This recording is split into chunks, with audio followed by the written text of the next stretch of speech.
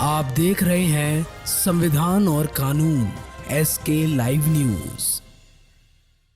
ईश्वर के आनंद को पाने के लिए ईश्वर की प्रार्थना उपासना करनी चाहिए और सांसारिक दुखों से बचने के लिए पुरुषार्थ करें। तदाशय के विचार एटा से पधारे आचार्य बागीर जी ने आचार्य समाज दयानंद भवन के वार्षिक उत्सव के प्रथम सन्न में ओम ध्वजा के आरोहण करने के उपरांत उपस्थित श्रद्धालुओं को संबोधित करते हुए व्यक्त किए। इसके बाद पूर्व गुरुकुल से आए हुए ब्रह्मचारियों के द्वारा ऋग्वेद के मंत्रों के पाठ से यज्ञ संपन्न हुआ है। इस अवसर पर पुरोहित सत्येंद्र शास्त्री, वज्रोपदेश योगेश दत्त, आर्यवीर धमीजा, सोमेंद्र महेश्वरी, उमेश चंद्र, श्रीमती सरोजनी कौशल, श्रीमती सुवर्चा शर्मा आदि उपस्थित रहे।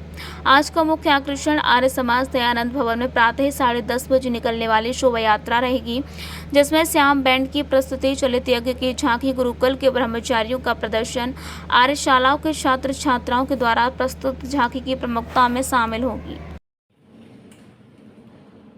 हर मनुष्य सुख पाना चाहता है और दुखों से बचना चाहता है। किसी भी जीवात्मा को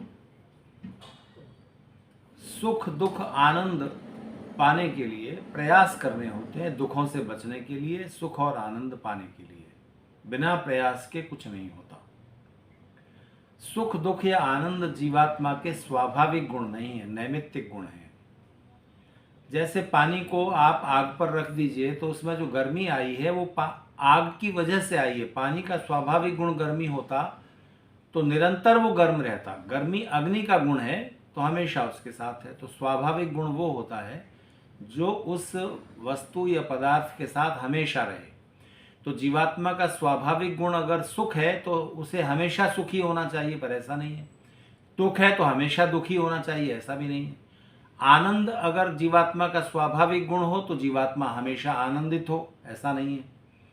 तो किसी निमित्त से, किसी वजह से जीवात्मा को सुख या दुख या आनंद प्राप्त होते हैं। प्रकृति के पदार्थों के सही इस्तेमाल से सुख मिलता है। अगर इस्तेमाल नहीं करेंगे तो आप सुख से वंचित रहेंगे। अगर उन पदार्थों का गलत इस्तेमाल करेंगे तो उसका परिणाम दुख होगा। जरूरत से ज़्यादा इस्तेमाल करेंगे तो भी उसका परिणाम दुख होगा।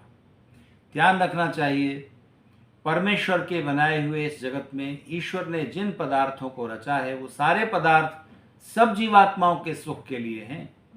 दुख का एक कारण ये भी हो जाता है कि जब कोई इंसान ये समझ लेता है कि सारे सुख के साधन मेरे ही लिए हैं, तो सुख के साधनों को वो ज़्यादा से ज़्यादा, अधिक से अधिक, सारा का सारा इकट्ठा करना चाहता है। इस कोशिश में दुखी होता है। दूसरों को दुख पहुंचाकर अपने सुख के साधन इकट्ठे भले कर लिए जाएं, लेकिन उनका परिणाम सुख नहीं होगा। ये बात ध्यान रखनी चाहिए। तो सुख पाना है तो पदार्थों का सही इस्तेमाल करें। आनंद पाना है तो ईश्वर की प्रार्थना उपासना से ही मिलेगा, इसके अलावा और कोई उपाय नहीं है। तो सुखी भी हों, आनंदित भी हों, दुखों से बचाव रखें। ऋषियों ने कहा है, हेयम दुखम अनागतम। जो व्यक्ति आने वाले दुख का पहले से उपाय कर लेता है वो दुखों से बच जाता है। जो पुरुषार्थ करता है वो दुखों से बच जाता है। जो दूसरों को दुख नहीं पहुंचाता वो भी दुखों से बचा रहता है। खबरों के लेटेस्ट अपडेट के लिए इसी तरह हमारे साथ जुड़े रहें और इस वीडियो को ज्यादा से ज्यादा शेयर करें।